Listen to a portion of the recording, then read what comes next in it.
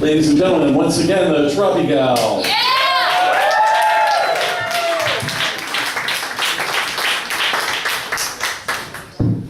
And now straight from the depths of the Lizard Lounge, it gives me great pleasure to introduce my good friend Brendyn Schneider, writer, storyteller, somnambulist.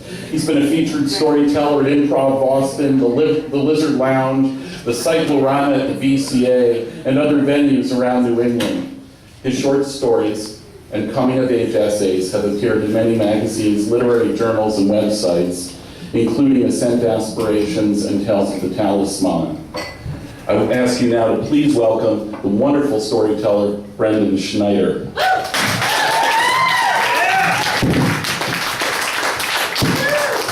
All right, hello. My name is Brendyn Schneider. I'm a writer and a storyteller, and if you guys like me here tonight, please let me know. I'd love to give you the URL to my website. Thank you very much, Mark, for that great introduction. Thank you very much to the CanTab for hosting tonight, and for all of you out there for supporting the local artists. Great stuff. This is a 4th of July story.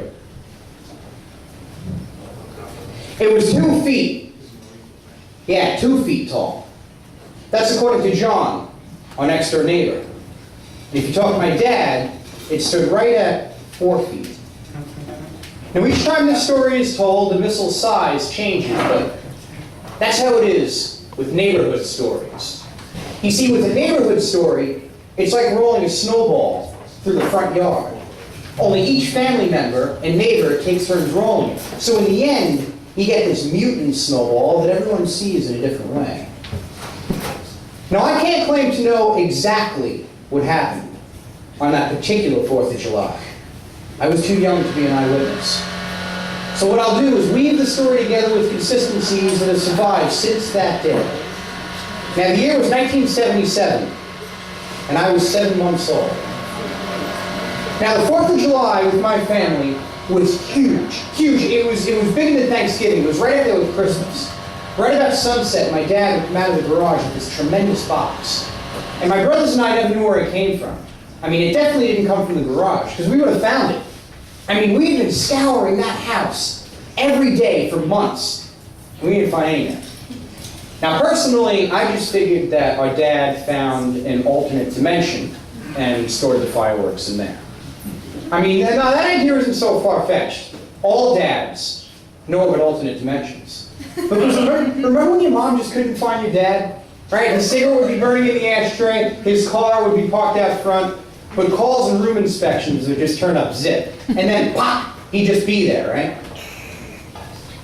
Wow, what are you yelling about? I didn't even hear you. Yeah, Dad, it's because you're in the phantom zone again. So that's where he used to hide them. He'd come out of the phantom zone, out of the garage, and toss the box onto the grass. Shunk. Now this box was ridiculous. There would be that illustration combining soldiers from the Revolutionary War and World War II. Explosions going off, the sky bursting in red, white, and blue, puffs of smoke, horses running next to F-16s. It was the battle. And the assortment would have a name, too, like Old Glory, or the 1812 Overture. Something that was supposed to make you think that standing around in the middle of the street setting off explosives while your family watched was as American as George Washington or Mr. T. I mean, fireworks illegal? Nah, come on, look at the box. This is patriotic. But then again, I mean, who am I to be cynical? So if you show me one of those boxes nowadays, I'm going to ask you if it's got 8 or 16-ounce rockets inside. And my mom says they were coming out of our garage since before my brothers and I were born. So that giddy lust for 6-stage fountains and those weird pancakes and firecrackers and M80s and blockbusters and bottle rockets and whistling rockets, it's all completely genetic. Now, the 1977 celebration had been great. My dad and my uncle, they really put on a fine show.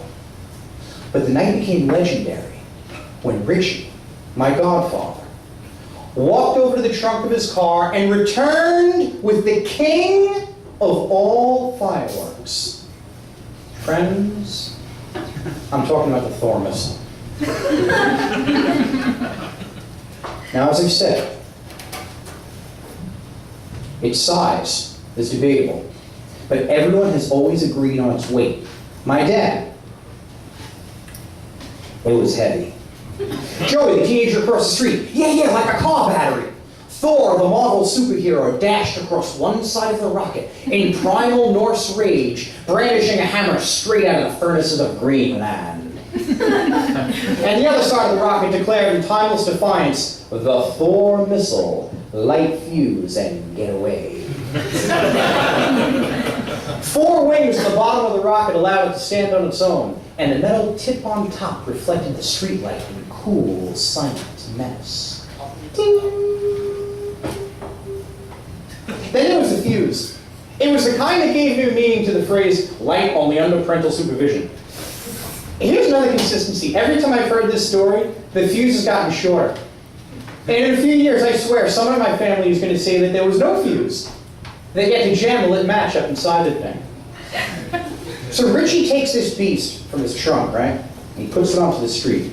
The rest of my family and neighbors, they back up onto the lawn.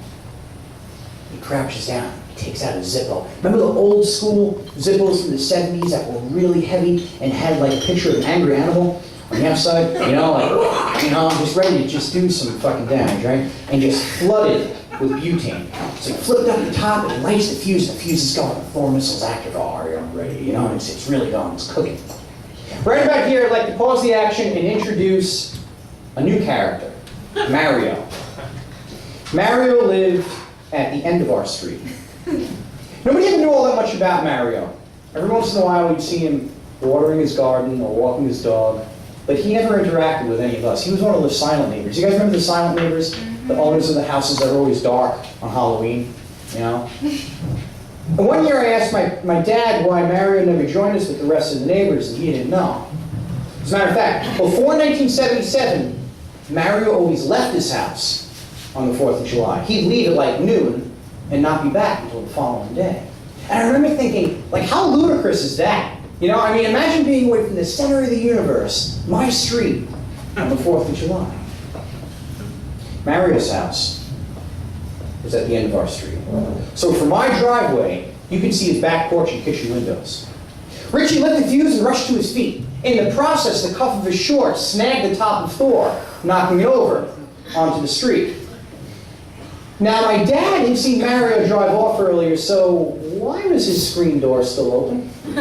Richie tried to put the fuse out, but it was too short. He scrambled onto the lawn with the rest of my family as the Thor missile screamed up the street, straight toward Mario's house. It fired through his tomato plants, ricocheted off a garbage can, and careened right through the back door. My family watched stunned as Mario's kitchen windows shined with bright blue, green, and bright flashes. A rapid shimmering followed. People passing by would have wondered if there was a disco going on in there. A muffled thump followed, then all was quiet. Yeah! A thin trail of smoke from my driveway to Mario's porch hung lightly in the warm night air. Had his kitchen caught on fire? Was there damage? What did Mario do when he got home the following morning? My brothers and I have been asking the same questions for years. It's another consistency of the story, you see, the mystery behind Thor's aftermath. John, the next door neighbor. The following morning, his kitchen table was waiting for the garbage man. Your godfather put a big burn mark in it. Joey, the teenager across the street. Yeah, the following morning, his kitchen table, the piece of the curtain, a piece of the floor, it was all burnt to shit. The garbage man had to come. My dad. It's a damn shame. The trash man had to come. The poor guy's windows are blown all out onto the street. It's frustrating for me because I know most of that lies somewhere between embellishment and just straight up fiction. Keep this in mind, though. Prior to 1977, Mario always left his house on the 4th of July. And when I was growing up, I used to wonder why he stayed inside. And even more bizarre, why do you have so many lights on? And maybe like us, Mario's family have arguments over what really happened in 1977. Maybe their snowball was just as lumpy as ours.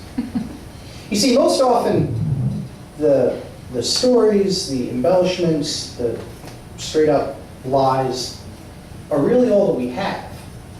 Because the truth is a trail of smoke on the 4th of July. My name is Brendyn Schneider. Thank you very much.